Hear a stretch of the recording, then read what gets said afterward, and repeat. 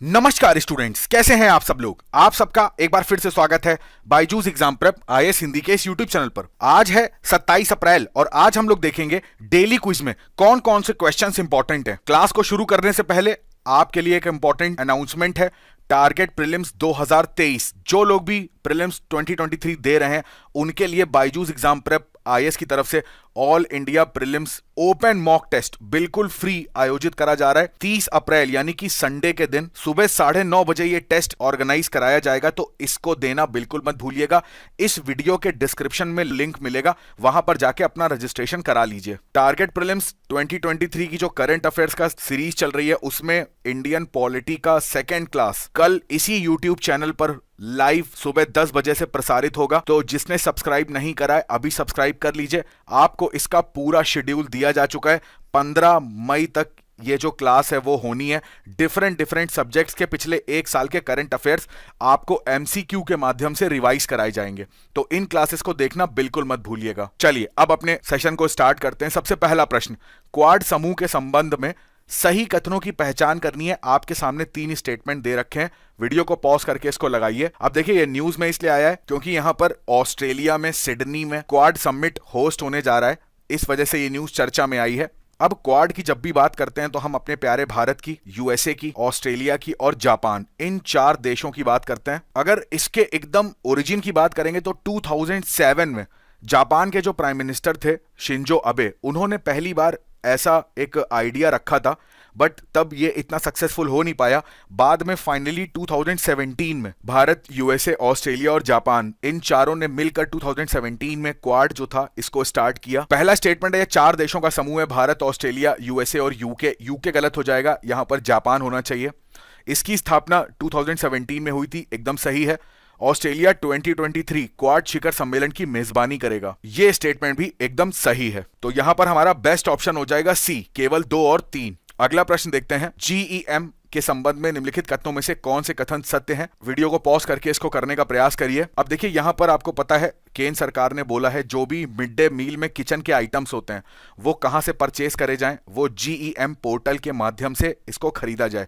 अब ये एक पोर्टल है जहां पर जो भी हमारे पीएसयूज होते हैं, जो भी गवर्नमेंट के डिपार्टमेंट होते हैं, तो उनको ये बोला जाता है कि इस पोर्टल में कई सारे उत्पाद भी मिलेंगे और सेवाएं मिलेंगी, तो उनको प्रोडक्ट्स को, सर्विसेज को इस पोर्टल के माध्यम से प्रक्योर करा जाए यानी कि खरीदा जाए। यह एक ऑनलाइन मार्केट प्लेस है जो सरकार और सार्वजनिक उपक्रमों को उनके लिए उपयोगी उत्पादों की केवल खरीद में मदद करने के लिए स्थापित किया गया है। केवल यहां पर उत्पाद नहीं मिलते हैं, यहां पर सेवाएं भी मिलती हैं, ठीक है। इस वजह से यह स्टेटमेंट गलत हो जाएगा। जीईएम की वुमनिया पहल को भारत नामक एक स्वनियोजित महिला संघ के सहयोग से शुरू किया गया था। अब देखिए ये वुमनिया पहल की जहां पर हम लोग बात करते हैं तो इसमें हम लोग क्या बात करते हैं कि यहां पर क्या है, जो खरीदार है ना और जो वुमेन्स हैं, अब वुमेन्स में जो भी महिला उद्यमी होगी, ठीक है, या इनके सेल्फ हेल्प ग्रुप्स होंगे, तो ये लोग डायरेक्ट एक ही प्लेटफॉर्म पर मिल सकते हैं। बीच में जो बिचौलियों का काम है ना उसको समाप्त कर दिया गया था, बट यहां पर स्वनियोजित महिला संघ का के सहयोग से नहीं था, ये इसलिए ये स्टेटमेंट भी गलत हो जाएगा। जीईएम की स्वायत्त पहल जो है इसका उद्देश्य युवा उद्यमियों को पोर्टल पर स्थापित होने में मदद करना है, ये एकदम सही स्टेटमेंट है।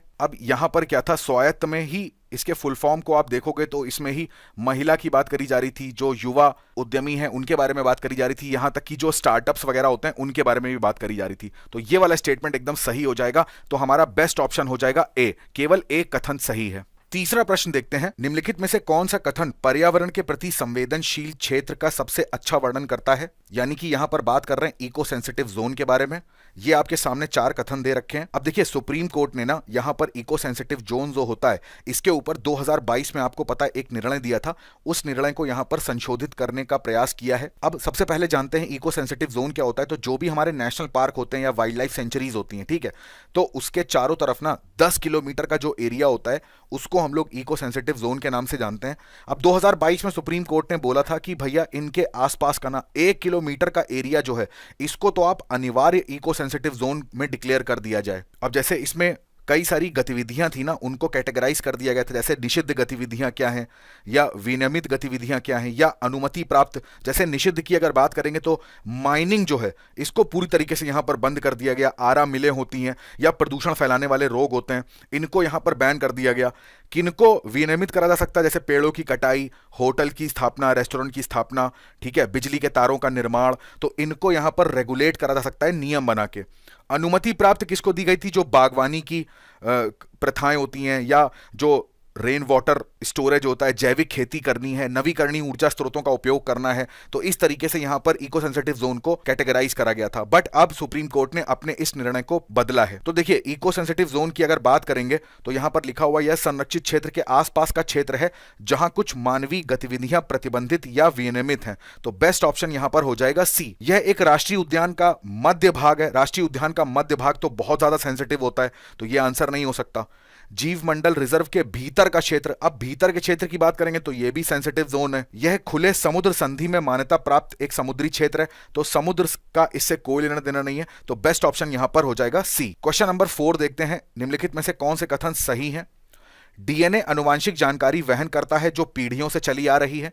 यह 4 प्रकार के न्यूक्लियोटाइड से बना होता है जो डीएनए के 2 स्ट्रैंड को जोड़ने में मदद करते हैं। डीएनए और आरएनए में केवल एक नाइट्रोजनी क्षार का अंतर होता है। इसको करने का प्रयास करिए। अब देखिए, इंडियन एक्सप्रेस में यह आर्टिकल था, यहां पर बात करी जा रही है डीएनए की जो डिस्कवरी हुई थी उसको 70 ईयर्स हो गए हैं। तो फ्रैंकलिन नामक वैज्ञानिक के द्वारा डीएनए के अंदर जो डबल हेलिक्स था, ठीक है, उसको आइडेंटिफाई करा गया था। अब वापस अपने प्रश्न पे लौटते हैं। तो देखो, हमें पता है जो बेसिक यूनिट होती है वो सेल होती है, ठीक है। सेल के अंदर क्या पाए जाते हैं, क्रोमोसोम। अब क्रोमोसोम में ही डीएनए और हीस्टोन प्रोटीन होता है, ठीक है, इस चीज को ध्यान रखेंगे। डीएनए की जब बात करते हैं तो ये 3 चीजों से मिलकर बना होता है। एक तो आपका नाइट्रोजन क्षार या नाइट्रोजन बेसिक जिसको बोलते हैं, दूसरा यहां पर पेंटोज जो शुगर होती है, और यहां पर फास्फोरिक अम्ल, ठीक है। यही नाइट्रोजन क्षार जो होते हैं 4 टाइप के होते हैं, ACGT, adenine, cytosine, guanine, thymine. DNA आनुवांशिक जानकारी वहन करता है जो पीढ़ियों से चली आ रही है, बिल्कुल सही बात है, तो यह स्टेटमेंट एकदम सही हो जाएगा। यह 4 प्रकार के न्यूक्लियोटाइड से बना होता है, यह भी स्टेटमेंट एकदम सही है, जो डीएनए के 2 स्ट्रैंड जोड़ने में मदद करते हैं। डीएनए और आरएनए में केवल एक नाइट्रोजनी क्षार का अंतर होता है, तो यह स्टेटमेंट भी सही है। तो यहां पर परफेक्ट आंसर हो जाएगा डी। 2002 की प्रीलिम्स में एक प्रश्न आया था, प्राचीन भारतीय बौद्ध मठों में पवराना नामक एक समारोह आयोजित किया जाता है। बहुत ही ज्यादा बेसिक प्रश्न है, बौद्ध धर्म से संबंधित। अब मैं पहले भी आपको बता चुका हूं कि जब भी आप प्राचीन भारत का इतिहास पढ़ते हैं तो उसमें बौद्ध और जैन धर्म जरूर पढ़िएगा, बहुत ज्यादा इंपॉर्टेंट है।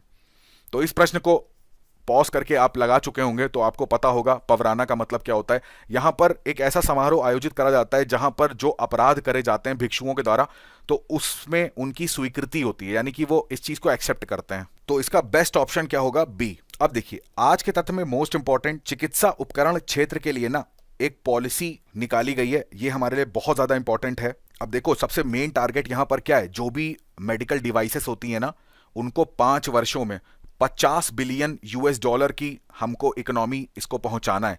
अभी के लिए अगर बात करें तो $11 बिलियन का जो इसमें मार्केट है वो है, ठीक है, इस चीज को ध्यान रखिएगा। तो ये भी आप कह सकते हो कि 2030 की बात करते हैं तो वहां तक हमको $50 बिलियन मार्केट करनी है। अब सीधा सा मतलब यहां पर आ जाएगा कि भाई यहां पर चिकित्सा उपकरण की जब भी बात करते हैं तो इसमें हो गए वेंटिलेटर, हो गए जो भी टेस्टिंग किट्स होती हैं, जैसे rapid antigen test kit, RT-PCR की बात कर लें, इंफ्रारेड की बात कर लें, थर्मामीटर हो गया, PPE किट होती है, N95 मास्क की बात कर लें, तो ये डायग्नोस्टिक किट हो गए, या जो भी चिकित्सा से जुड़े हुए उपकरण है, उन सबका जो मार्केट है वो इंडिया में बनाया जाना है।